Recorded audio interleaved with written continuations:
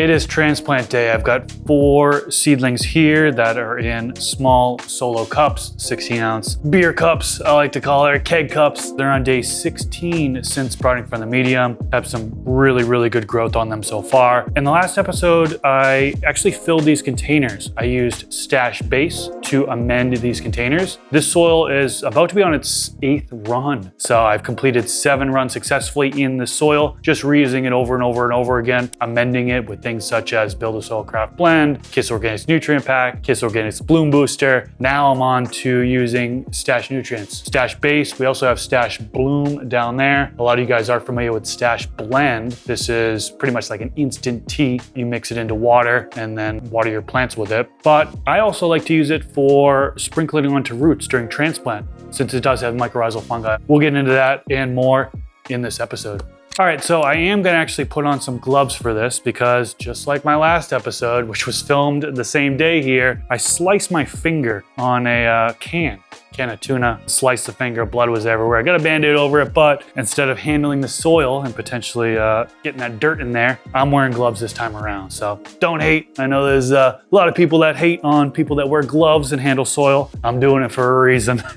Usually I don't wear gloves while I'm handling soil. These plants look awesome. Like I mentioned, day 16 since sprout. Look at this. And look at the roots coming out of the bottom. Absolutely beautiful. I had these containers on the Trader Grill auto watering system. And that's what happened. Being flat down, the roots just came out and was just on top of that Trader Grill and sucking up that moisture, wicking that moisture upwards and leaving it at pretty much the perfect moisture level in the medium. So really vigorous growth. I'm really happy with how all these plants are looking. The moisture level there should be good to go, meaning like when I take these plants out of the medium, there shouldn't be soil that falls everywhere, fingers crossed, because of there being moisture in there. First thing I like to do is I like to create a little template. So with this container, I'm gonna put it in here and make for an easy transplant. What do I mean by that? Well, first thing I'm gonna do is kind of dig down here a little bit. Then I'm gonna put the container in the pot here and surround it with the medium. Sometimes I'll use a spray bottle to kind of make sure this template stays as is. Sometimes if the soil is too dry,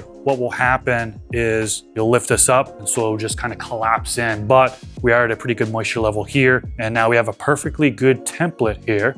So we are able to slide this plant out and then plop it in there really easily. But before I plop it into the medium, a couple tips I want to mention throughout this video. This is a transplanting tips video. First thing I want to mention is that I'm going to be using that mycorrhizal fungi as I mentioned, but I'm also going to be sprinkling some worm castings into the hole. That's what I like to do. I just got about a 1/3 cup right here. I'm going to scoop out some worm castings. And we won't even do a full 1/3 cup, just half of this, and just sprinkle it in there, just a little amount. Now that's right there on the bottom of the hole. Again, sometimes what I'll do is with the sprayer, I'll just spray that in there, get that area all activated. But these pots are actually gonna go on to a wick system, the AC Infinity self-watering system. So the moisture level will wick up here and it'll get everything all nice and moist as needed. Moist is one of those words that some people don't like. So I apologize if, what does it make people cringe or something like that? If they hear the word moist, I don't know. So we've got the little bit of worm castings in there. Now I'm at the point where, I'll transfer the label here. I did get DNA sex testing done from Farmer Freeman, and all of these here are female. So I'm transplanting females here. I like to kind of stick my fingers right here, just along the top. Some of the soil from the top might fall out. So I like to kind of have it on the side of the grow pot, just so it kind of catches down in there. Then I'll kind of do a little tap. I'll squeeze around a little bit and hope that this kind of slides out. So I'll go push this down and I should just be able to pick this up and we see a nice root ball. Now, some of the root ball already kind of got torn up a little bit, which is completely fine. Sometimes people will purposely rip up the root zone if the root are root bound, meaning like things are just circling around. It's good to kind of break things up. When you pop it into the medium, it'll help those roots kind of spread out. I have transplanted root bound plants before where everything was just root bound, put it in there, and I could kind of tell that the roots didn't really spread out as much as I would like. I felt like there was some watering issues as far as like underwatering when there was actually moisture still in the medium, kind of more of a subjective stance on things, anecdotal data, I guess you could say, but breaking up those roots right there so they allowed to spread is a common practice that happens. And yeah, for these cups, what I did was I added in some twine on the bottom there to help with the wicking, that's all. And so what ripped them up is on the inside, the soil kind of got attached to that, which again, isn't a bad thing. I'm not too worried about it. Now I'm gonna pull out some Stash Blend here. Actually, I'm gonna put this back on the cup because I'm not prepared. Open up the bag of Stash Blend. Let me get some ready to sprinkle, and we'll get this thing transplanted in. All right, so I just got a little bit of Stash Blend on there. That's a 1/4 teaspoon, nothing crazy here. Let's go back to where we were, right here. And I'll do a little bit of sprinkling just under the top. Sometimes I would spray this part so this sticks to the side a little bit better. And this is fine. And then whatever was remaining, just dump it right in the hole. And then I kind of use my finger to kind of plop it down like this, as best as I can. Sometimes I've mangled these things, kind of dropping them down, but kind of gently straightening them out, and then kind of bringing soil around and packing it nice down in there. Not too hard, but it's in there. And that's a successful transplant right there. I'm gonna transplant these 3, and then we should be good to go.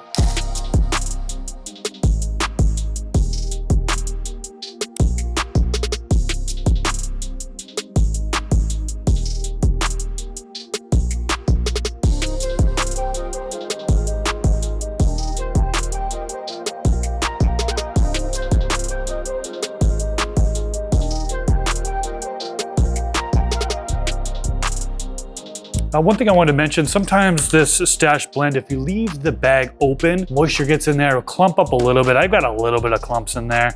I can just kind of press it down to break it open here, and everything should be fine. But I've had some people complain because they accidentally left the bag open and it clumped up. It's still usable for sure. You just gotta kind of either break it up with your fingers or use a grinder or whatever.